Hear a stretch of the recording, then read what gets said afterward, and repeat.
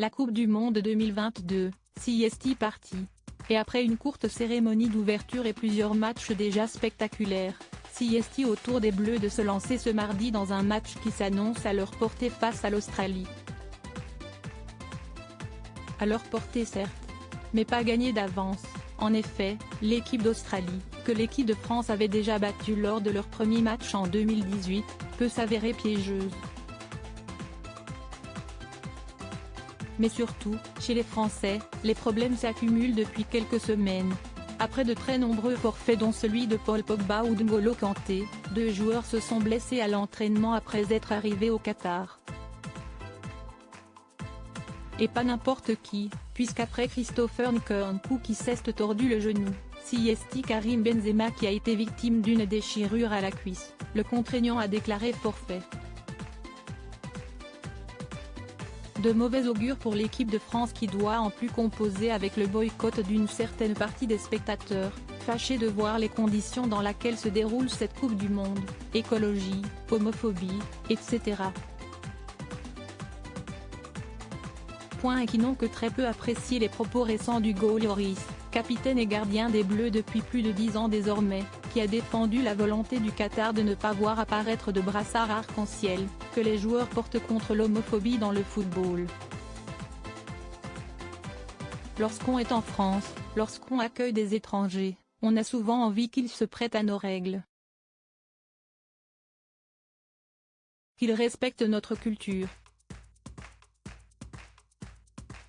Je ne ferai de même lorsque j'irai au Qatar, tout simplement, avait-il déclaré, une phrase qui lui a valu une grosse polémique. Mais le gardien a été défendu ce mardi par Adil Rami dans Le Parisien, qui parle de lui comme d'un ami et le décrit comme un pilier de longévité et de professionnalisme. Cela me désole un peu de beaux compliments pour l'ancien champion du monde 2018, devenu consultant et qui apparaîtra sur TF1 pendant les matchs. Mais si celui-ci parle de Lucas Hernandez comme de son chouchou ou d'Antoine Griezmann comme d'un joueur malin, ce sont ces mots sur Kylian Mbappé qui sont sans doute les plus touchants. Je suis si fier de lui, assène-t-il d'abord, avant de donner son avis sur l'ultra-médiatisation dont il souffre depuis plusieurs années. J'ai envie de le plaindre. À son âge, avoir autant de pression et de regards braqués sur toi, CST presque inhumain. Tout est déformé autour de lui et personne, au même âge, ne peut être assez mature. En France, on ne le protège pas assez dans les commentaires. Au Portugal, ou en Argentine, tout le monde soutient Ronaldo ou Messi.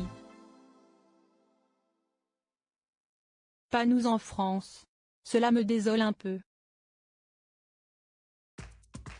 Mais malgré cela, Adil Rami est sûr que Kylian Mbappé fera une grande carrière.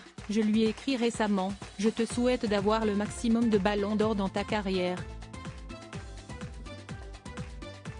Car la seule question autour de lui, CST combien il va en recevoir. Mais en attendant le ballon d'or, la Coupe du Monde lui tend les bras.